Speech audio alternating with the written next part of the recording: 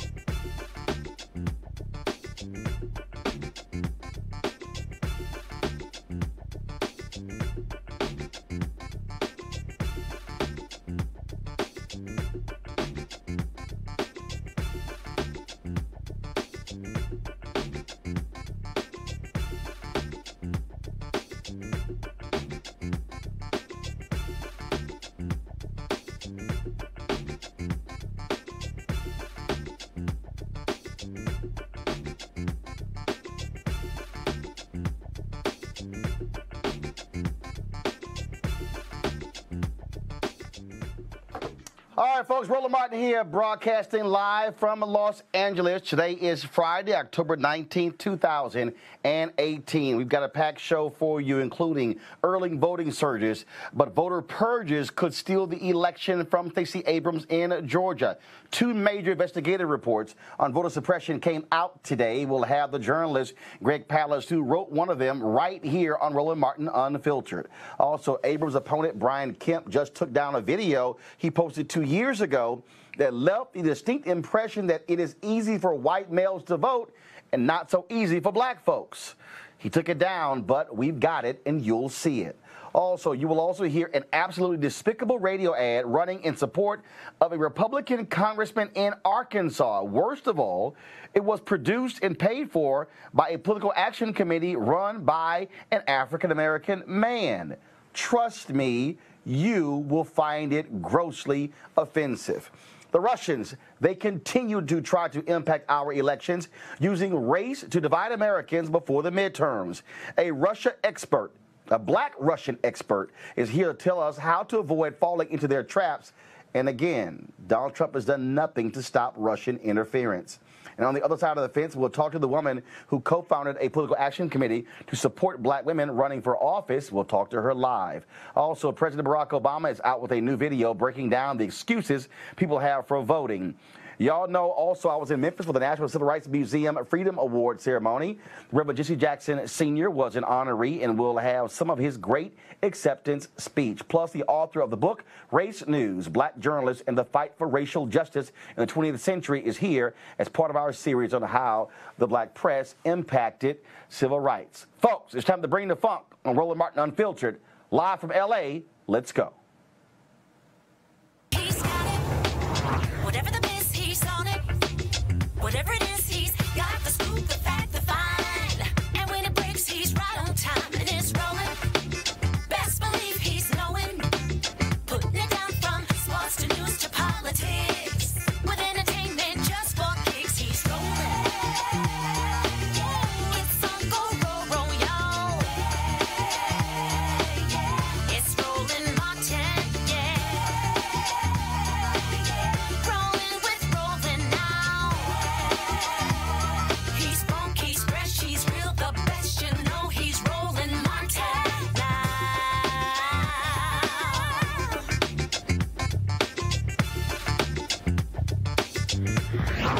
Martin.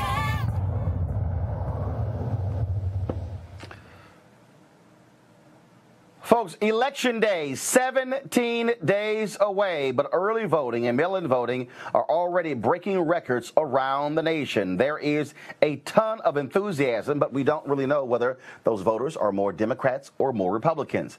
The New York Times reports that Democrats have eliminated the turnout deficit that hobbled them during the Obama era, but the surge is centered in white suburban districts. Now, let's keep in mind, 53% of white women voted for Donald Trump in 2016. White college-educated voters also voted for Donald Trump, but polling data shows he has been losing white college-educated voters and white women anywhere from 18 to 30%. Keep in mind, people of color and young people also are not enthusiastic as educated white folks as well. Now, in Georgia, we've seen significant issues there as well. Major voter enthusiasm, and Republicans are doing their best to try to stop that. Folks, the voter suppression they have enacted is deep and wide. 53,000 overwhelmingly majority black voter registrations in Georgia are on a hold right now, and they're the subject of a lawsuit. But an investigation by American Public Media, APM, found that Georgia and some other states are purging voters from the rolls for not voting.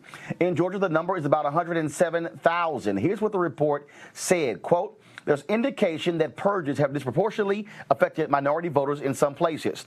Analyzing all the Georgians purged in 2017, APM reports found that in 6 of every 10 counties across Georgia, black voters were canceled at a higher rate than their white peers for inactivity.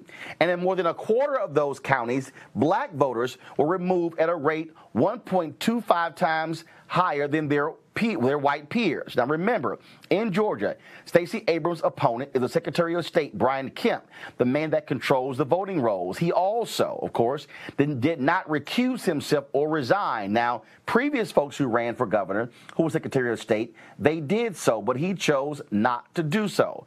Now remember, the U.S. Justice Department used to make sure stuff like this didn't happen, but when the Supreme Court voided Section 4 of the Voting Rights Act in Shelby v. Holder, that threw the door open for these southern states to do whatever they wanted without any DOJ intervention. Now, you have civil rights organizations who are filing lawsuits against these various states to stop them from doing so. But here's where the Supreme Court comes in as well. And this is where, by the Republicans preventing Merrick Garland from getting a hearing and a vote, helped them.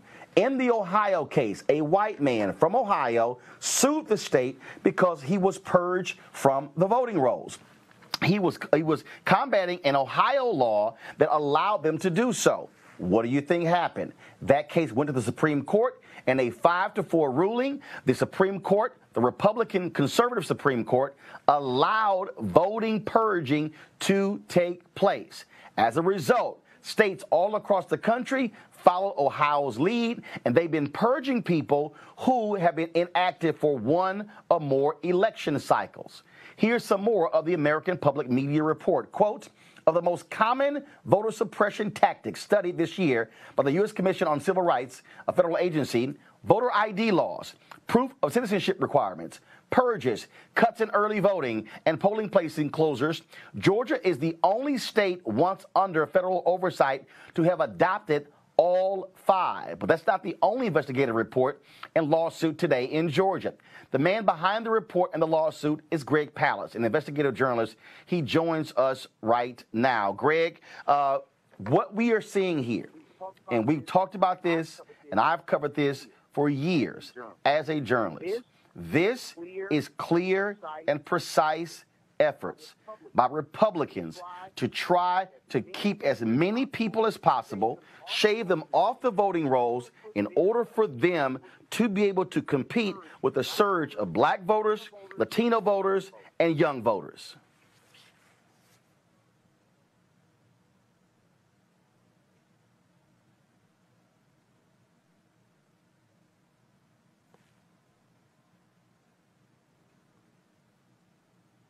All right, can Greg hear me? 'Cause I can't hear Greg. So folks, talk to me. Can Greg hear me?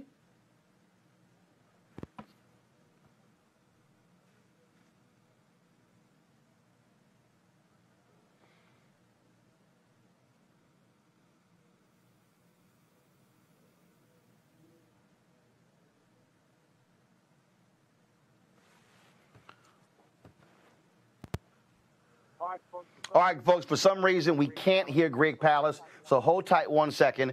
We're going to come back to Greg once we figure out Greg's audio issues. We can see Greg, but we cannot hear Greg. All right, folks, now, Brian Kemp, of course, who is the Secretary of State there in Georgia. Give me 1 second. See Greg. Secretary of State in Georgia, folks, he is the one who is behind these efforts. Now, check this out. He released a PSA 2 years ago about voter ID. We want you to watch this video. I want you to see who can vote in his video and who cannot vote. Press play. At a designated advanced voting location, the process is exactly the same as voting in person on Election Day. You will complete and sign a voter certificate, provide an acceptable form of photo identification, and then vote on an electronic voting machine. If you don't have an acceptable form of photo identification when you're at the polling location, both on Election Day and during advanced voting, you can vote a provisional ballot. If you vote a provisional ballot, you have 3 days after Election Day to return to your county elections office to show your photo identification for your ballot to be accepted and counted. If you don't return, your ballot will be rejected and it will not count. Please note that all election-related forms and materials, including ballots, are available in English only. For more information, please visit our website at sos.ga.gov/elections or call us at 404-656-2871 if you have any questions. This is a public service of Georgia Secretary of State Brian P. Kemp. Now, again, you see that ad where the white voter, the white person in the ad could vote, but the African-American could not. Well, Brian Kemp got lots of criticism. That ad has been taken down off of social media. Now, also, folks, we're spending a lot of time on Georgia because, again, Stacey Abrams could become the first African-American female governor in American history. Also, the second African-American to be governor of a southern state. You also, of course, have Andrew Gillum, who's running in Florida, and Ben Jealous, who's running in Maryland. Now, Brian Kemp is one of the worst offenders when it comes to voter suppression, but of course, he did not wait until the election. He has been doing these things over and over and over again, and so we're going to stay on top of this constantly. And again, what is important for us is to understand that these are clear and direct attempts by Republicans to, frankly, steal elections. I think we have Greg Palast. Greg, can you now hear me? I can now hear you, Roland. Thank you. Okay, there we go. Like I said earlier, Greg, this is clear and decisive plans of action by the Republican Party to try to shave off as many voters as possible, hundreds of thousands of voters, to suppress the vote because they are afraid, since the election of President Barack Obama in 2008, to see African Americans, to see Latinos, and even young white voters who do not like their policies come out in droves to vote. That's correct. In fact, here's what we found. What I found is the ugliest Jim Crow that I can imagine since the 60s, since I was a kid. We have Brian Kemp has removed 500,000 voters from the voter rolls. He did so on the grounds that they've moved from the state, they've moved from their county. In fact, I had to threaten him with a federal lawsuit, me and the wonderful Helen Butler of the Georgia Coalition for People's Agenda. We got the list of every single person he's purged from the voter rolls. I'm not counting dead people, people in prison, any of that stuff. I'm counting people he said move. I then went to the top experts in voter address confirmation. Now, these are the guys, the catalog companies, you know, the bill collectors, all those who know exactly where you live. So I went to them, and I said, okay, here's all these people that Brian Kemp said moved. They put it through a computer, and it was 340,134 Georgians who were removed from the voter rolls, who still live in Georgia, live at the exact registration address where they originally had registered to vote. They're there, they want to vote, and they got no notice, zero, Joe, none, that they won't be able to vote in November. They're going to show up, those who want to vote, and they're going to be shocked. Now, a few of them went to gregpalast.com, that's my site, saw themselves on the purge roll, and they were able to re-register. Unfortunately, Roland, they were unable, today you can still re-register, but you still won't be able to vote on November 6th. It's ugly and it's racist. The method, by the way, picks out black people, young people, renters, poor people. It's ugly stuff. Greg, here's one of the things that also I think is important that we are seeing. And we focus obviously on African Americans and Latinos, but what the Republicans are also doing, they are targeting young white voters. They're targeting elderly white voters. And I'm just trying to understand why white folks are not as angry about voter suppression. And remember, I talked about the Ohio case, the voter purge case. That was a white man from Ohio.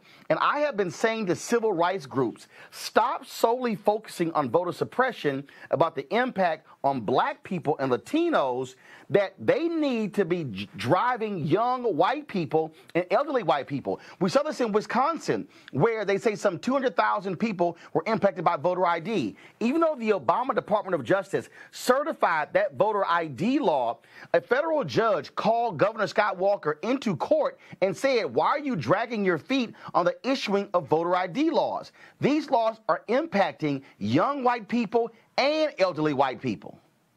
Oh, I can tell you it hits home. I know a young white woman who lives in Georgia, my daughter.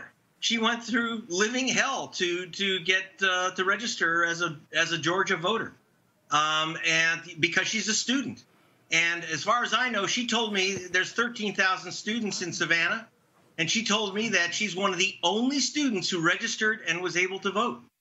They are doing their level best to remove the young white voter, because the young white voter and the middle-aged African-American voter vote, they're the same color voter. It's called blue, Democratic. That's what they're getting rid of. And low-income voters. Low-income whites, by the way, tend to vote Democratic in Georgia, despite the image of, the guys in the pickup trucks at the pig roast. But I can tell you this. I asked Brian Kemp about it. He refused to meet with me. So I went and I literally followed his campaign bus and stopped at a barbecue joint in a place called Noonan, Georgia. And in Noonan, I just wanted to ask him some questions. I said, well, are you purging the voter rolls of black voters and young voters so you can get elected? Why do I have to file a lawsuit to get the name of the purge voters? He had two of his galoots grab me and hustle me off this property. By the way, the owner of the property is unhappy. He says, I don't throw people off of my property. But, the truth is they don't want to answer the question. So now I am taking Brian Kemp into federal court. I filed this very morning in federal court in Atlanta. If he doesn't want to answer my questions next to his campaign bus, then excuse me, sir, you're going to answer the questions in front of a federal judge. My questions and the questions of the voting rights movement of Atlanta. We got a lot of support today from Gerald Griggs of the NAACP in Atlanta, from Joe Beasley of Rainbow Push. I got to tell you, but here's a sad one.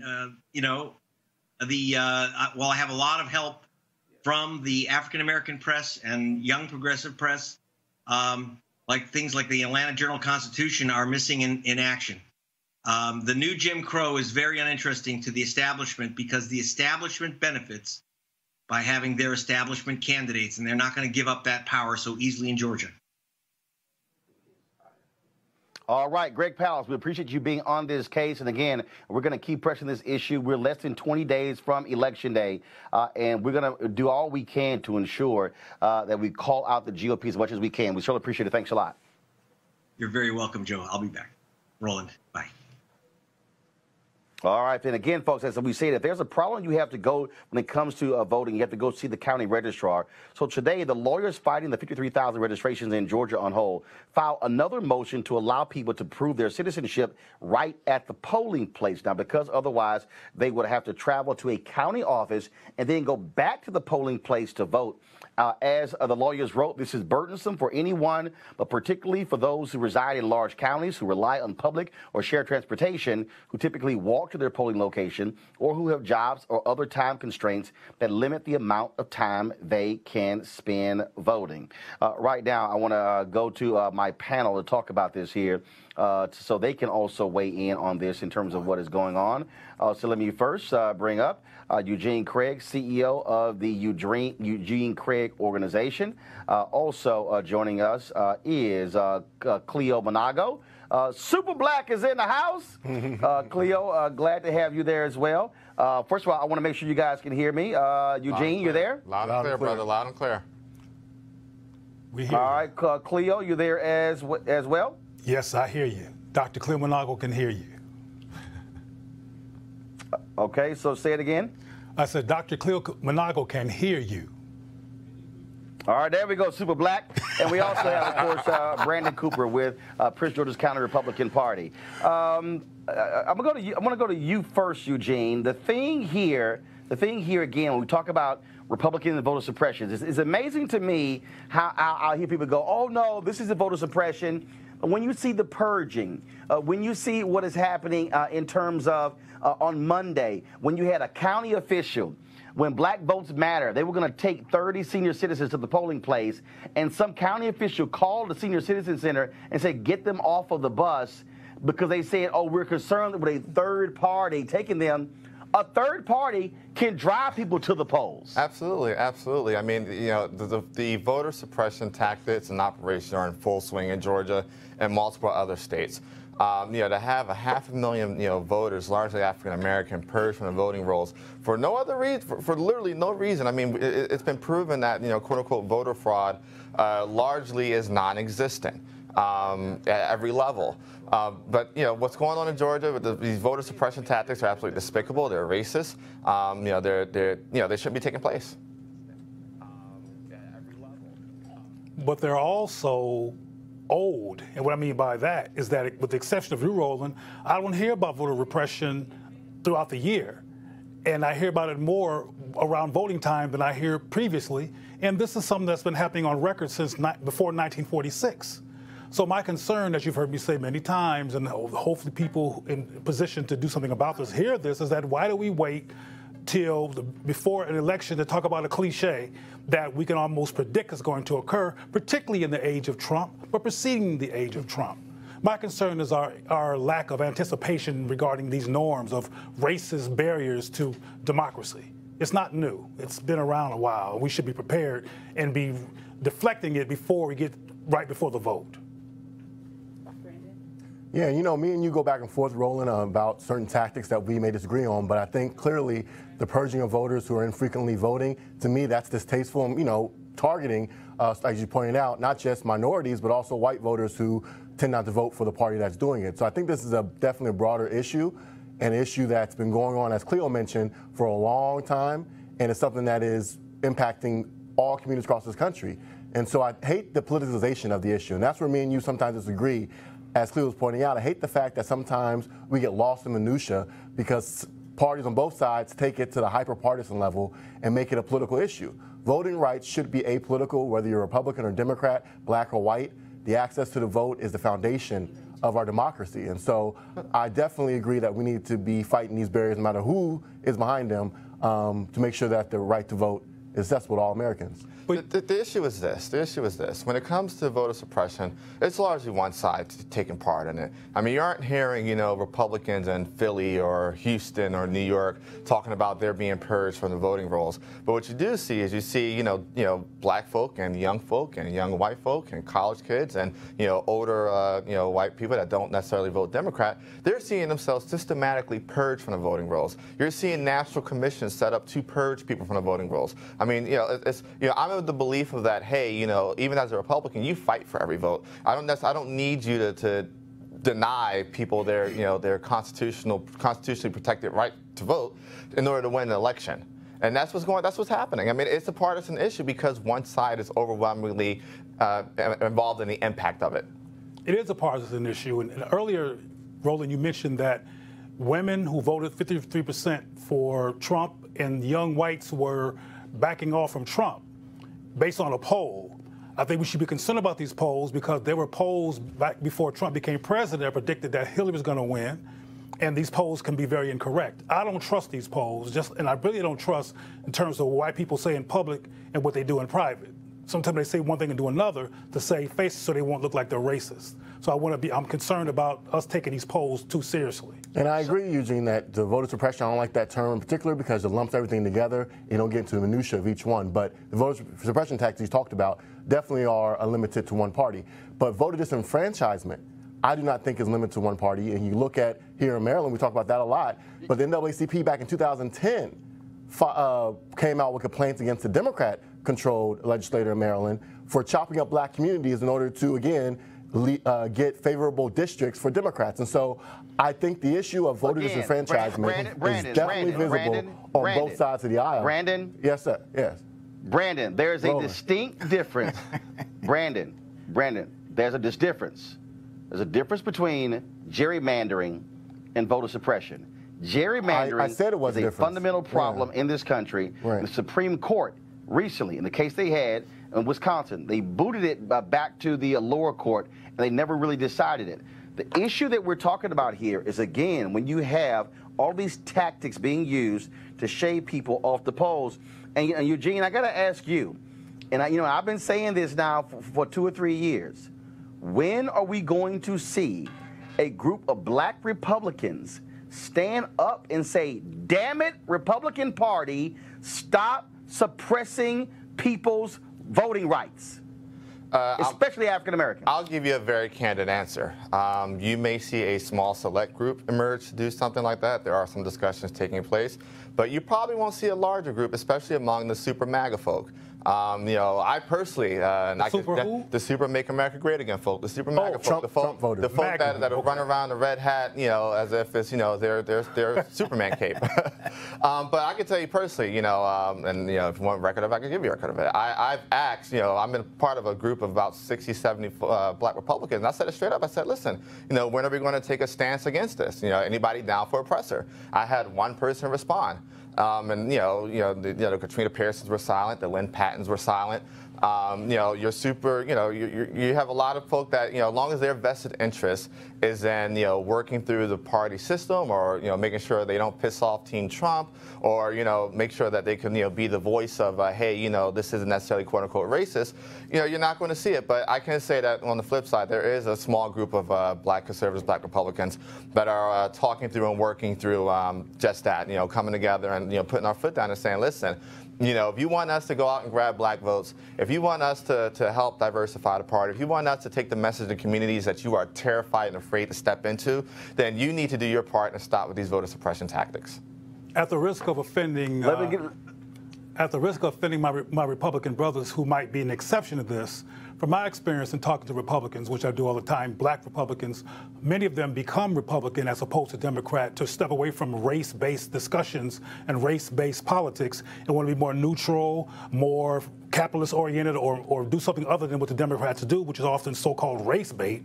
So the idea of taking an opportunity to discuss the real issue of racism and racism-based voter repression doesn't compute because now they got to talk about race, which is one of the reasons why them step into the Republican Party in the first place. race. So you keep asking that question, Roland, but there's a kind of a meltdown that occurs, because I've been hearing you ask. I knew you were going to disagree, but whether you disagree or not, I've watched Roland, and I myself have been connected to the show for some years, have asked the same question: why you black folks won't step up for black folks? Why you black folks won't step up against white racists who are predominantly in your party against what they're doing to purge black people from the voting opportunity? And I keep getting crickets. If we talk, let's talk some facts here. All right, let's talk some facts here. Okay, so hold one second. I want Brandon to respond, and then I gotta play this next ad because I can't wait to hear the three of y'all gotta say about this one. Brandon, go ahead. All I'll say, man, you called me up earlier talking about the issue between gerrymandering and voter suppression. I pointed out, and I agree with you 100%, as I said, that the tactics of the Republican Party to purge voters from the rolls who don't vote frequently is limited to our party, and it is wrong. So don't try to walk over that aspect as if I'm not agreeing with you. What I was saying was the issue of voter disenfranchisement is an issue. I know you don't want to talk about it because it goes beyond your narrative that you're trying to push, but it is an issue that matters to me, and I think it should matter to your viewers as well. Whether it's the Republican Party or Democrat Party doing it, we're talking about voter rights here, and I'm just saying I was trying to expand it to the topic of disenfranchisement that's happening when Democrats gerrymander black communities to lessen our influence at the polls. It's something the NAACP has called out as well. So that was my point. I was not trying to walk past the voter suppression topic, which I agree with you on. I was just adding another layer to the topic. But back to Cleo's point about the politicalization of it, I think, again, part of the issue where we disagree is the hyper-partisan nature of this conversation that is used to push your narrative. Going back to that video you showed about Kemp and the video of the black voter that you conveniently left off the fact that there were actually 3 videos that were produced. And there was one of the other videos that produced showed a black boy, African-American boy, who was able to vote. And so again, you limit it. No, but again, because it causes controversy in this nature. But again, the hyper-partisan nature of it that's used to push your narrative, while you leave out facts that don't agree with your narrative. There was another video that you not show. When you don't have a history of blocking black people, that's what happened. All right, guys, hold on 1 second. Oh my God, really quickly. 1 second. 1 second. I need everybody quiet. What you're seeing, Roland, what you're seeing right here. I need everybody quiet. Here's the deal. Voter registration deadlines for the next 4 days. October 22nd, Alabama, California, South Dakota. Those are your deadlines.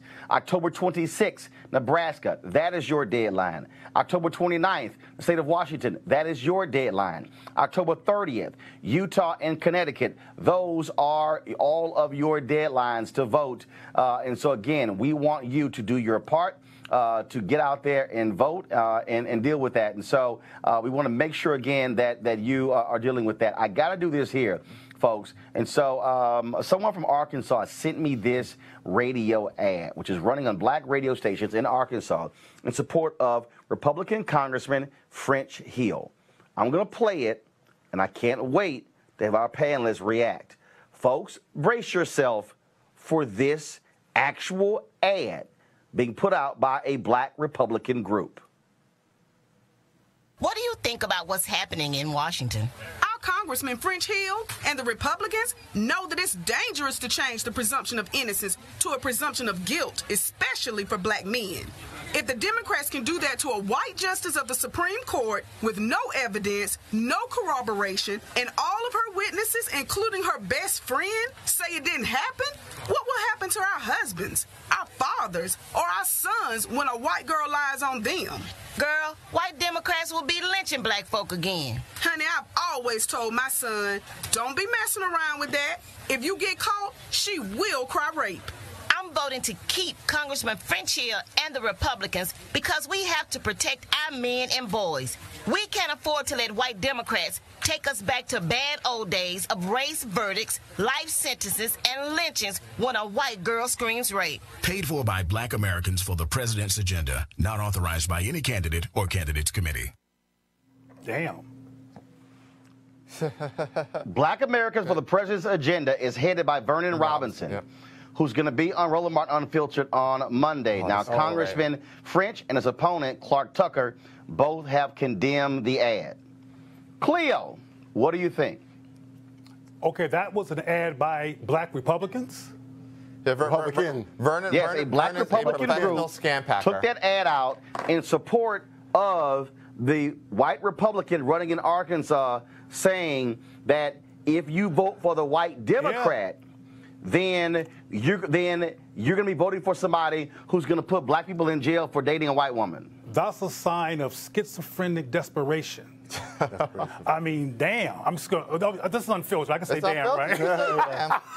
Okay, because damn. I mean, that's very interesting. I have never heard on tape what black Republicans take that approach. Now, I want to ask my Republican brothers, is this an anomaly, or is this something that has been done before among people who are called black Republicans? I'll say this. I got a couple points here. First and foremost, Vernon Robinson is a scam pack artist. Anybody that could do any research on him and look and see what he did with Ben Carson's super PAC, Run, Ben, Run. I mean, you raise $12 million. You literally spend like 12.3 and after you take his cut. What he's doing with this is absolutely despicable. I mean, just on the facts alone, I'm sorry, show me where, Republican congressmen that he support have, taken up and backed, bipartisan criminal justice legislation. Show me where Republicans have let their name and their weight to, situations involving Tamir Rice and Trayvon Martin.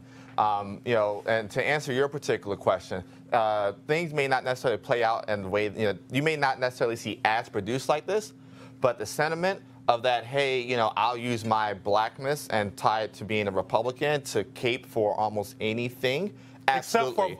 Except for against voter repression. Except voter repression. Yeah, because I mean, where's the ad with the white woman being the warning? Where is he throwing, putting cash or his weight behind, hey, I'm going to put my foot down and say I'm not producing or raising money for any Republicans that aren't taking a stance against this. That's why I call it. That's why I call it desperate schizophrenia. This is how black Republicans, maintain their edge, maintain their quote-unquote clout, for less of a better term, by taking actions like this. I mean, this is absolutely, despicable, deplorable. And I'll just... Final comment on this topic, Brandon. Yeah, just real quickly, two things. One, point out also that the Republican candidate, also the state GOP party in Arkansas, came out against this ad. But to Eugene's point, 100% right. I don't know Vernon Jordan, but there are a lot of black Republicans in the party. No. Vernon Robinson. No, not Vernon Jordan. Vernon Robinson. I don't know. I'm sorry. Okay. Vernon Robinson. But anyways, this speaks to the fact that there are a lot of white Republicans in the party who love getting their black friend out to trot out front. You said with this, I don't know how many people are in his PAC. Usually these PACs are ran by one person. But it is a problem, and they love to get these black Republicans love to cater favor to the white Republicans and to do what they're bidding. I don't know how you raise $50,000 in order to run this. I'd love to see the donors. But yeah, there definitely is a problem. It's a horrible ad, and I'm glad that the state party in Arkansas and also his opponent has came out against the ad. I'll tell you, the same white folks who give Raynard Jackson money. It's a list of them. It's there. A big All right, today, the Department of Justice indicted a Russian woman with ties to Putin for using a misinformation campaign on social media to sow discord in the U.S. ahead of the midterm elections. Two of the issues she used to divide us were race relations and the kneeling of football players. One of the messages from Russian interference in 2018 elections pushed Judicial Watch's claim that voter fraud was rampant in, quote, blue states without voter ID. Joining us now is Terrell Starr, a senior reporter at The Root and an expert on Russia. Terrell, how you doing? Doing great. Thank you for having me. It is clear, anybody who understands Putin, he believes, frankly, in white supremacy. And he has got a partner in crime in Donald Trump. And it's clear that the Russians and Donald Trump has done nothing to stop them from meddling in American elections.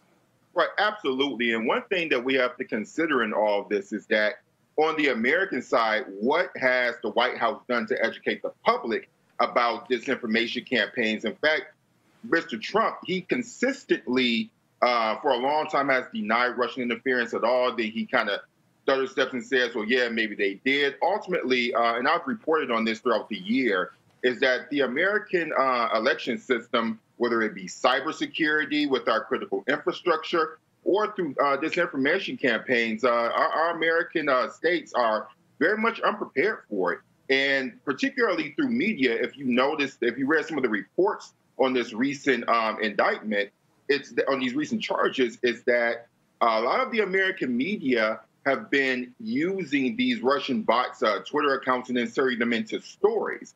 And so there is a media education that not only readers and viewers need to partake in, but also media producers like myself, like you and others, who need to look at what type of information an account is producing, whether or not that person is real or not. So this is pretty much a new stage in our, in our media era, where we have to be a lot more careful about what we're consuming. But unfortunately, the leadership from the White House seems not to take it seriously. And during these midterms, we very well could suffer for that. And of course, to have the Department of Justice make this move, I mean, it's critically important because Vladimir Putin also recently gave a speech where he said that America's iron grip on the world, frankly, is loosening and is almost extinct. I mean, this is a man who, again, wanted to destabilize the United States, and he clearly favored Donald Trump. And he's gotten somebody who's attacked NATO, who's attacked many of our other allies. And the fact that Donald Trump refused to even give states any level of direction when it came to trying to protect the voting system, it shows that he doesn't care. In fact, he still is insisting China and others have been involved in this when the intelligence agencies in America have said, no, it's the Russians. Well, that's very true. But one thing you have to realize is that, like, President Vladimir Putin, Donald Trump is pretty much somebody who's turned the White House into a kleptocracy, just like Putin has turned Russia into a kleptocracy. Trump is very much, he has authoritarian tendencies. The only reason why America has not declined even faster is that we do have a civil society. We do have structures in government that protect against overpowerful and overzealous executive office. That's just not the case in Russia. And so you see Trump as somebody who really wants to be a dictatorial character. But again, the only thing that's maintaining that is our civil society. Now, and I talked to a lot of my colleagues about this, particularly my white journalist colleague. Ultimately, what is America learning about its own racial issues? So we can spend so much time talking about President Putin and what he's done through the Kremlin to approve disinformation campaigns, cyber attacks.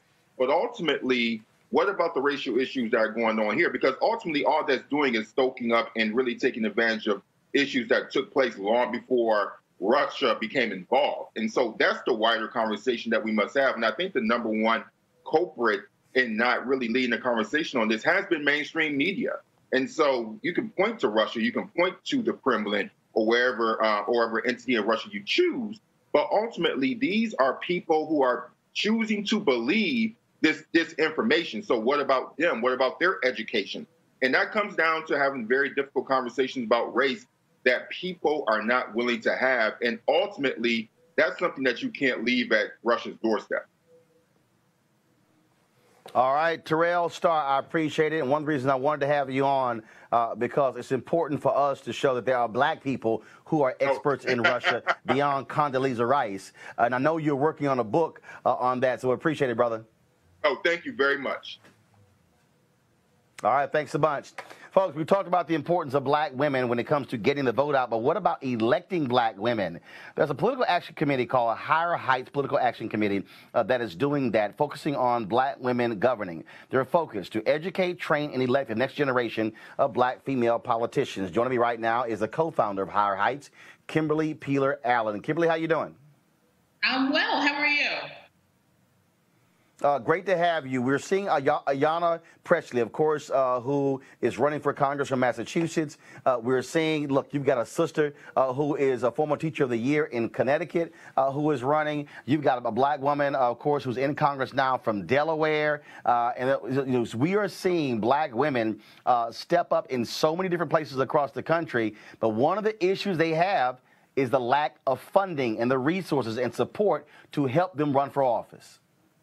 Absolutely. The barriers for black women to step into elected leadership are unfortunately very great, but we're seeing at this time this unprecedented number of black women running at the statewide, the federal, and the local level. And in this climate, the electorate is ready for Black women's leadership. So we're really excited about the opportunity to elect, hopefully, the first Black woman elected governor in our nation's history in Georgia, as well as growing the number of Black women in Congress from 20 to hopefully 26 to 28. How much money has your PAC raised, and what are your long-term goals? Are you only looking at women who are running on the congressional side or the United States Senate, or are you looking at statewide as well as county, city, local races as well? So Higher Heights for America PAC is supported by the members of Higher Heights for America, and we are really focused on not just contributing directly to our candidates, but also mobilizing Black women across the country and our allies to support these candidates. So whether it is making sure that we have a robust volunteer operation going into all of these campaigns, or that they are hosting their own fundraisers and supporting events and supporting the campaigns, and as well as talking about their campaigns on social media. So we are focused right now on candidates at the federal level, as well as statewide executive office, and the mayors of the top 100 cities. So last year, we were very focused on making sure 2017 was the year of the Black woman mayor, and we went from 4 Black women mayors to now 7, which is a record high, serving simultaneously. And we're just really excited about the opportunity to really mobilize Black women, not just to give the financial contributions, though that is critically important, but also spread the word and mobilize a network that will actually also do the work to make sure that these women have what they need, both in person power and finances, to effectively run, win, and lead. All right, then. We're Kimberly Peeler-Allen. First of all, how can somebody reach you if they want to support Higher Heights Political Action Committee? You can find us on the web at higherheightsforamericapac.org. On social media, we are at Higher Height PAC on Twitter and on Facebook. All right, Kimberly Peeler-Allen, we appreciate it. Thanks so much. Thank you. All right, folks. On Wednesday, I was in Memphis, of course, for the 27th Annual Freedom Award presented by the National Civil Rights Museum. This weekend, Roland Martin Unfiltered, we are going to be live streaming, restreaming that award ceremony. Among the 3 honorees were Reverend Jesse Jackson Sr. and Vice President Joe Biden. This is what Reverend Jesse Jackson Sr. Had to say during his acceptance speech before the packed audience at the Memphis Orpheum Theater. We're here tonight not because Dr. King died, because he lived.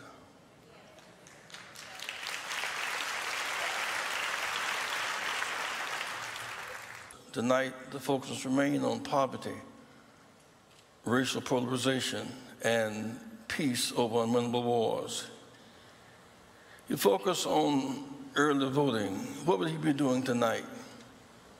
What would he be doing tonight? He would be focused on early voting, which began in Tennessee today. He'd be celebrating the light that came to Shelby County in the last election.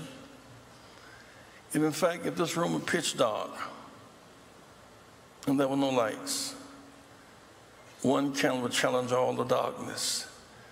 The power of light. A lot of darkness coming out of Washington these days, a lot of darkness. Attacking the women, then mimicking them, darkness. Attacking journalists, saying they're a threat to democracy. Sending them up to be hurt and killed, darkness. Babies locked up in cages on borders as a strategy to turn immigration, darkness.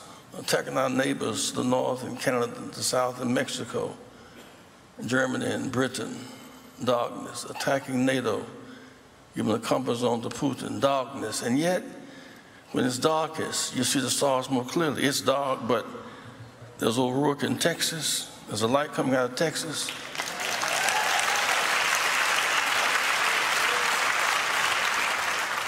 His dog, but where Emmett Till was killed, there's now Mike Esper running for senator in Mississippi. His dog, before that was Rosewood in Florida. The stolen election in 2000, there's now Gillum running for senator, for governor in Florida.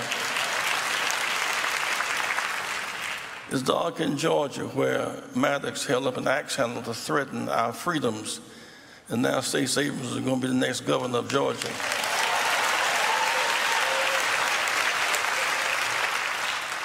Dog in Maryland, where Frederick Douglass escaped to, but Ben Jealous is running for governor and leading the polls. Give it up for Ben.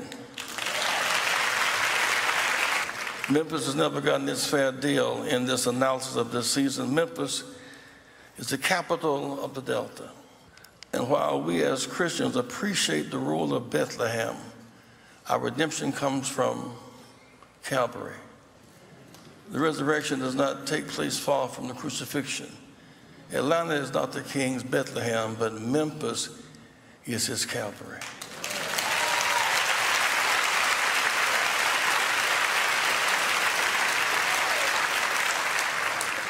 Bad news is the Calvary. The good news is the resurrection takes place not far from the crucifixion. I close on this note. When Jesus was crucified, they went back to the tomb, but he was not there. They didn't have a lot of celebration around the tomb. He was not there. We go to the museum, but he is not there. He is searching for people to register and vote and regain their sense of consciousness and confidence.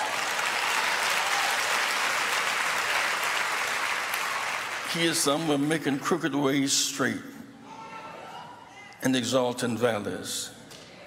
He's somewhere trying to free the unjust jailed.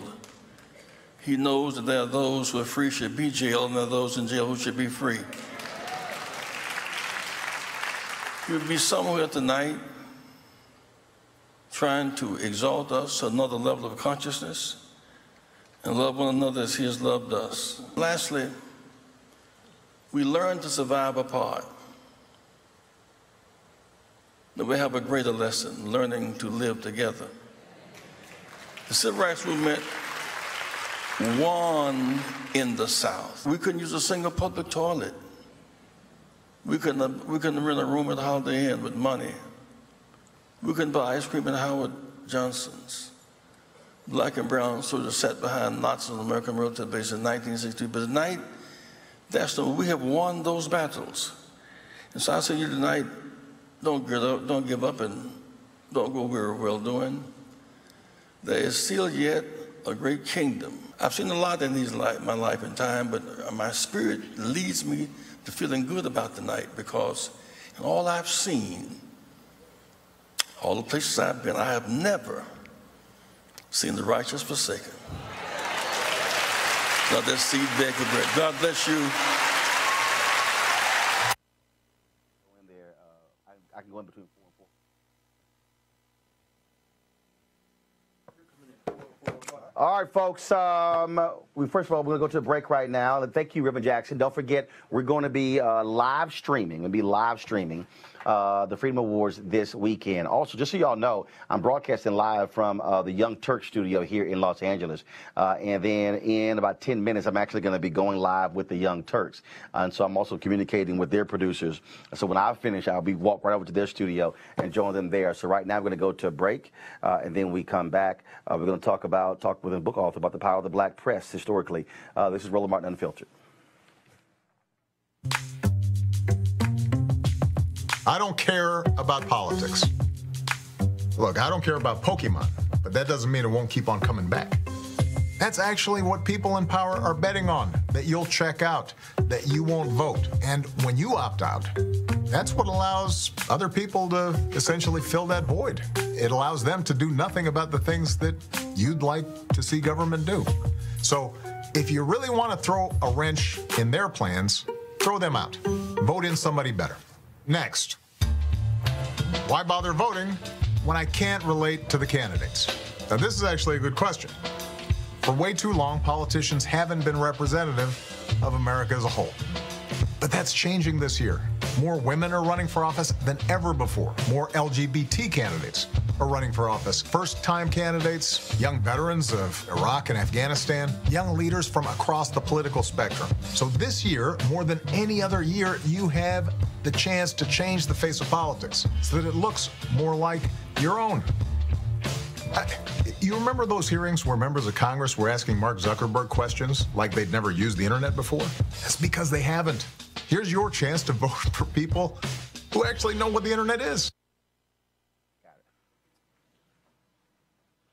All right, folks. I'm going to take a little break right here, talk about one of our sponsors, freeprints.com. If you're like me, you want to be able to sometimes print out photos, not just email folks or airdrop those photos, then you need to have a source. Where freeprints.com allows you to get 1,000 photos, 1,000 4x6 photos that you can actually print out at a nominal cost. They'll be shipped directly to you. You can print not just from your phone, but also from Instagram, Facebook, or even Twitter as well. It is the top app out there, some 100,000 5-star ratings. If you go to Google Play or go to iTunes, you can actually download their app, freeprints.com. But do me a favor, when they ask what did you hear about them, what's the promo code, put in the name Roland, R-O-L-A-N-D, so they know that our followers, our viewers, are the ones where they actually saw this.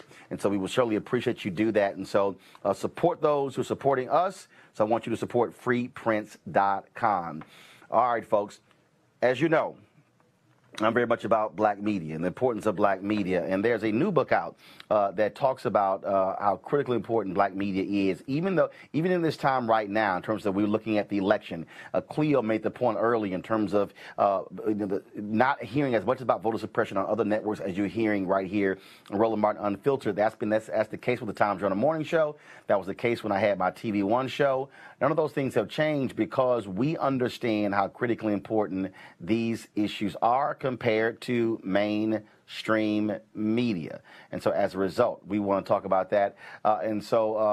Here's my next guest. And first of all, it's a great book. And I want you guys, his name is, of course, Fred Carroll. So it was Fred Carroll. And so the book is called Race News, Black Journalists and the Fight for Racial Justice in the 20th Century. Fred, glad to have you here. Well, thank you, Roland. I appreciate you asking me to be on. Bottom line is this here. When you look at the 20th century, it hasn't changed in the 21st century, that the people who care most about black people are those who are black journalists who are getting those stories told. I think that's true, and that if you look at, and I think that this all goes back to the doctrine of objectivity, right? Objectivity defaults to the status quo, and so by defaulting to the status quo, that means that any group that is marginalized in society is going to struggle to have their voices heard, even as the mainstream press has shifted from being an exclusively white press to being a more inclusive press. And Fred, when you talk about in terms of the roles there, we're even seeing it today among black journalists that the issues that we know are critically important to our people, we know how to talk about them. And in fact, the other day, the folks with the Common Good, they actually have a political panel taking place at Hunter College next week.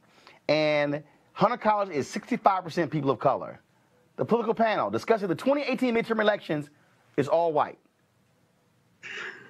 A perfect example of leaving out critically important voices. Yes, right. Well, the problem, so with the doctrine of objectivity, right, is that there's no reform impulse there. And so my book, looks at black journalism across the 20th century. And one of the things that I look at is how the commercial black press, and here we're talking like the Pittsburgh Courier, the New York Amsterdam News, Chicago Defender, Baltimore Afro-American, those types of newspapers, what they do after World War II, as the Cold War's taken shape and as anti-communism is growing as a movement, they distance themselves from the radical impulse that had actually, I think, enlivened their journalism in between the two world wars. And once they remove this sort of radical impulse with very good pragmatic reasons, right? They're trying to protect their businesses. But what they do is they sort of rob their journalism of a sense of mission, of a sense of posing an alternative to a racist status quo. And I think that you can see parallels, right, like with that to objectivity today, because objectivity doesn't come at a viewpoint from a moral perspective. Right, it'll just say, well, this side says this and this side says that, and then I think that what the journalists, black journalists throughout the 20th century were doing was like, yeah, this side says this side says this, and this side is trying, but this side is trying to actually uphold the promise of the Declaration of Independence. This side is actually trying to say to fulfill America's highest ideals, which is something that objectivity never really allows journalists to maneuver and try to fulfill. Yep. All right, then. The book is called Race News, Black Journalists in the Fight for Racial Equality, Racial Justice in the 20th Century by Fred Carroll. Fred, we certainly appreciate it, man. Thanks a lot. No problem. Thank you. All right, folks, we got about 3 minutes left in our show. I want to go to my panel. We talked about higher heights, trying to get black women to run for office. Reverend Jackson's comments with the Freedom Award, of course, that book as well. All right, Eugene, you can start. You can address any one of those. Go. Yeah, I think higher heights is absolutely needed. Going from 2018, 2020, 22 and beyond, when you empower black women to run for office and put them in power, you see communities change overnight. I just want to mention, Cleo Monago. Yeah, I want to mention that I'm glad that you uplift Jesse Jackson, because a lot of people forget him among the young people, so maybe they remember him because of your efforts. But what he said about Ben Jealous in Maryland is not true. Ben Jealous only has like 20% of the vote according to polls. Also, one of the questions that came to my mind during the segment on black women being more involved in politics and getting these positions is I want to have a conversation maybe another day about what difference is this making on the ground in terms of things improving for black people, that black people get into these traditional positions of politics. That's a discussion that we don't have time for, but that's what crosses my mind, is what difference does it make? And I know that when Obama was president, when it came to knowledge and beliefs and attitudes among black people, didn't a lot of things change regarding them feeling more empowered politically? Matter of fact, as you know, when it was time to go to the polls to vote, a lot of people still didn't turn out. So I'm just wondering, what difference does it make beyond symbology? Yeah, and just piggyback on that, I know you mentioned, we always talk about how black women are the most loyal demographic for the Democrat Party. And I know we used to have Dr. Avis Weaver on the panel with me sometimes talking about the issues she's having. But kind of to Cleo's point, it'd be interesting to find out, is that a record amount of mayors, a record amount of elected black women rising, particularly in the Democrat Party? How's that translating to influence in the party in that nature? And also back to Jesse Jackson, we may disagree on some political issues, but I have to agree that he's been a fighter for our community and putting what's right first. And I just want to echo his points that Ben Jealous is not up in Maryland as a member of the Maryland Republican Party. He's down by about 20 points and doesn't look good coming out of the election in about 3 weeks. All right, folks, let me thank all of you for being with us and all of our guests today. Folks, don't forget, you can support RolandMartinUnfiltered.com, this show by going to RolandMartinUnfiltered.com and joining our Bring the Funk fan club. We certainly appreciate that. Folks, don't forget, we'll be live streaming all of our shows this weekend, including my conversation one-on-one last night with Jason Whitlock, and the Freedom Awards from the National Civil Rights Museum. We'll be live streaming that this weekend as well. Plus, I'm here in LA for the Taste of Soul. Look out for that live stream as well, folks. This is why we are here, giving you stuff nobody else will, because this is no laughing matter. We can't spend our time talking about jokes and just watching the same sort of nonsense. We need to be feeding our minds plus feeding our souls. Folks, thanks a bunch. Y'all have a great weekend. For everybody here in LA with Roland Martin Unfiltered, have a great one. Holla!